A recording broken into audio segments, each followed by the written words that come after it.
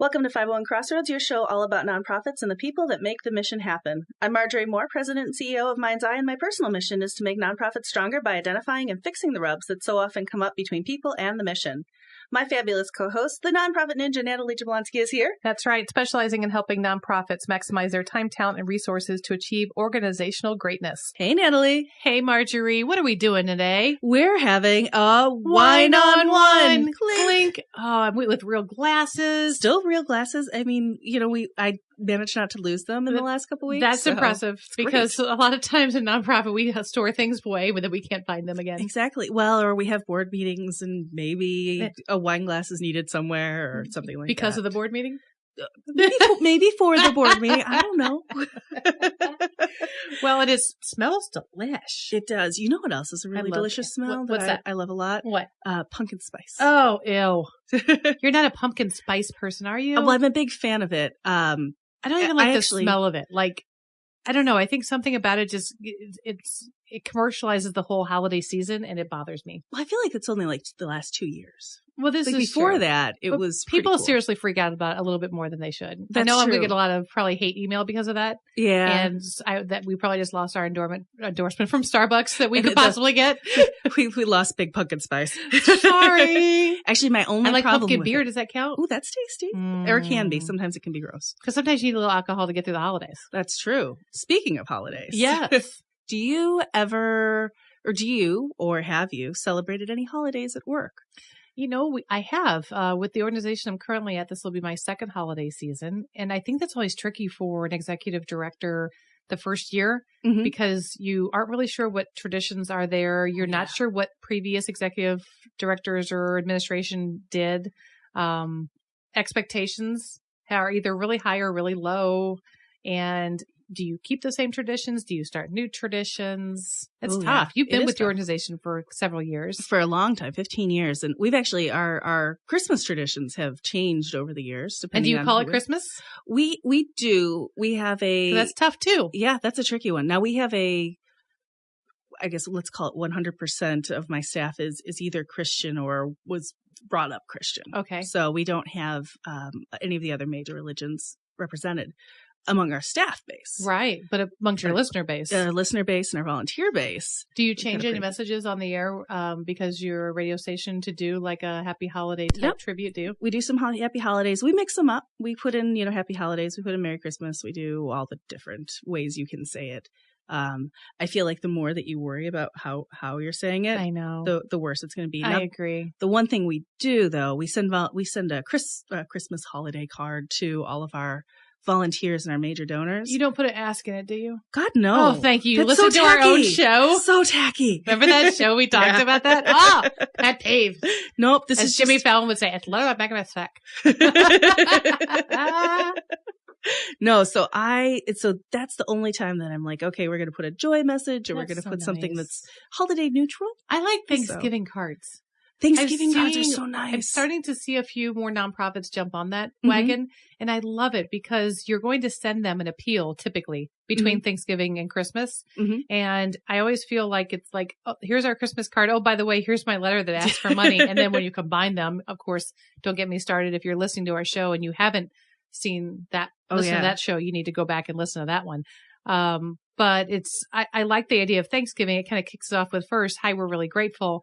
And then it has a nice, delicate pause, and then it asks for donation separate in a different envelope. Yes. Yeah. I like that a lot. So if somebody maybe opened your Christmas card and thought it was adorable, or your holiday card or whatever they'd like to call it, they think it's adorable, and maybe they'll think you're adorable. Now, I have used our Christmas holiday card as, I have a hard time not calling it Christmas card, by the way. Well, it depends on your personal tradition. Yeah. Right. So, we have used it to kind of highlight our accomplishments of the last years. I think that's lovely. So, and one year we even included how many pounds of barbecue we ate that year. Well, so, I want to know why I'm not invited to those parties, but I think that's kind of nice. Tuesday. That was just on one day. Yeah. I think that's kind of nice to be able to do a reflection because you think a lot of people during the holiday season, especially during in December, right? You have Christmas, you have New Year's, plus so many other just reflective opportunities that throughout different religions, that's a time whenever we look back at the year and say, what have we done? And looking at what we're grateful for. And there's a lot of gatherings around being celebrated, grateful, and enjoying each other's friends and family. So I like that look back. Yeah, it's kind of nice. I actually stole it from like a family holiday card because that's called R&D. That's research and duplicate. Exactly. Yes. Totally appropriate. So yes. I figure if we can tell everybody that Timmy lost his teeth this year, we can tell everybody that we served so many people this year. Absolutely. And I think that's kind of neat for the connection value of we're not just saying we wish you a happy holiday season, regardless of when we're sending that card, but it kind of gives it another purpose, if that makes sense. Yeah. I like that. Now, I've been in organizations that are very large nonprofits with a very diverse, not only client base, but also employee base. Got to be a lot more careful there. A lot more careful. And I think just a lot more sensitive to understanding how people may interpret your actions. It's not necessarily what your intentions were, it's the interpretation of your actions that I worry about. So one of the best things I think I've ever seen done was the organization itself was rooted in Christian traditions. So they were celebrating Christmas as a holiday based on those traditions and their mission. But because they wanted other people to be aware of other traditions that were happening in other faiths during this time, the same time of year, they actually did a call out to the employees and said, if you celebrate a holiday in your religious faith that you would like to help us learn more about, we invite you to fill out this form. And so they filled out a form with their name. It was optional name, department that they worked in, what the faith was that they were describing, what the tradition was, and why it was important to them. And so even if it wasn't a religious activity, but it was something that was just maybe a tradition that was important in their family, it recognized this. And it said for those that were tied to their religious preference, it explained why, what was the importance behind it. And then they put all these on a bulletin board that the staff went by on a regular basis during the lunch hour. Oh, cool. And what I found interesting reading it was meant to be a more inclusive activity, right? But what I found after the project was all done was I learned so much about, that's why that particular thing is done. Or what do they talk about when they light this? And even Catholic traditions at this point, because it was a Catholic-based organization, they were talking about, well, when you light different candles, and what does that mean? And what does it talk about the season? And why do you do these different things? And so people who perhaps were working in a Catholic-based nonprofit didn't understand the Catholic traditions because they weren't Catholic. It helped that. Or they were bad Catholics. Well, that could be too. And I will let you figure out with the bishop what that means. But it cross-referenced for them to learn as well. And that's kind of neat. I had more people that came up and said, I had no idea. Like, I had no idea this is why this was done, or I'd never even heard about this tradition, or I love this thing that they do with their family and why they do it. I'm going to start interpreting that and putting it in our family. And it turned into a real nice sharing moment. That's really cool. I love that. A couple of years ago, my family is Polish, and we decided, my mom and I, unilaterally decided to start more Polish traditions in the family. And so one of the things is grabbing a kind of almost like a communion host sort of thing. I think it's called the oplatek. And you pass it around the table at Christmas Eve. And I think you're supposed to say why you're thankful for or something like that, or what you're wishing for the next year. This didn't go well. My brother and sister-in-law were on the floor and giggles. My dad was just like, I don't know what you're trying to do here. And everybody just thought it was terrible. But my mom and I thought it was really going to be nice, but it didn't work. But it is kind of neat to see other people's traditions and see how those could apply to yours, which I think is kind of fun. Now, from a PTO standpoint. Yes. If you are paid time off for those board members who are listening and are trying to scratch their heads and figure out what that meant. So a lot of us give, Christmas Eve as a holiday, maybe Easter or Good Friday, other, rooted in the Christian tradition holidays. Now, if you have a good amount of Jewish or Muslim or people of other faiths who don't celebrate those, any ideas on how to handle that? So that they can celebrate their... I've seen it different ways. In fact, I had a friend of mine who worked for a Jewish organization, and I thought the way they handled it was very interesting. I'd not seen it before, that because they got off on all these different Jewish holidays, and they were closed, and it was paid while they were closed. But then Christian holidays that came up, so you think Easter and Christmas, that they were expected to work on those days. Okay. And they were told they could take those days off if they wanted to celebrate, but they had to take vacation. And of course, most of those who were in the Jewish faith didn't take them off because That wasn't something that they were having activities on that day, right? Sure. And I thought, that's so strange. Sidebar, time pause. And then I went, well, wait a minute. I work for an organization and we don't have necessarily faith-rooted regarding our mission, but I let everybody off between Christmas and New Year's. And I don't think anything about it. And if somebody would want to take off a day because I would have them take a vacation day. So I wonder what the difference is. And I think it's just, you don't know what you don't know until you know, and then you can't not know anymore. So I think you have to almost work with what works best for your organization and the roots of the organization. And then also what your clients expect. That's huge too. Yeah. Right. So are you going to be open on this day? If you're a 24/7 operation, does it make sense for you to close on Easter, even though it's Sunday? Yeah. Your homeless shelter cannot do that. Right. You can't say, I'm sorry, everybody out. It's Christmas and we're all, going home. That's bad PR. Unless you're bringing them all home with you, which then would be taking your work home with you, literally. Oh, yeah. But so I think it's not only what the employee expect and what the organization expects, but I think that's the big kicker too. What do your clients expect? Do they expect you to be available? And if you're closing your office, do you then have an emergency phone number that's or some sort of call service? Even if it's normally not a call service, do you have something during that time and say, for that time, we're going to contract for a week and subcontract to a call center. And if there would be an emergency, do you not have those situations? Do you have someone who is on call? And if so, are you paying them for that on call?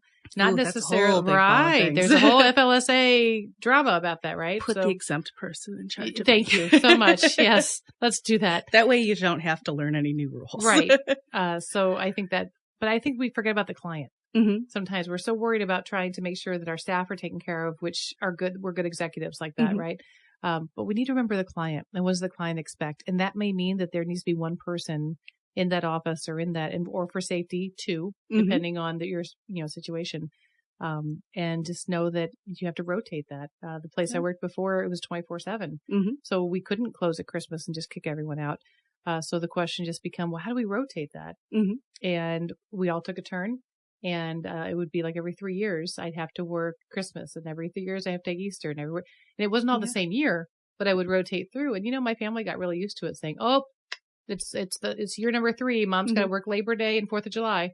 Like we just kind of knew. Yeah, that's kind of nice to kind of know. I was thinking that another good option for that would be if you were in a 24/7 situation, might be to offer, let's say 4, I don't know, a good number, floating holidays a year. And pull out all of your religious holidays and say to your employees, you take these, when you want them. Yeah, and maybe you even make a list of appropriate ones to take. I don't know. But you have that crazy hippie, we're going to have unlimited PTO strategy going on. Yeah, that's true. Yeah, I mean, we just kind of hope that eventually somebody shows up to this building. And and if you're listening to our show for the first time and you have not heard that episode and I just blew your mind, that's another good look back episode to have because I wonder for people who do have unlimited PTO.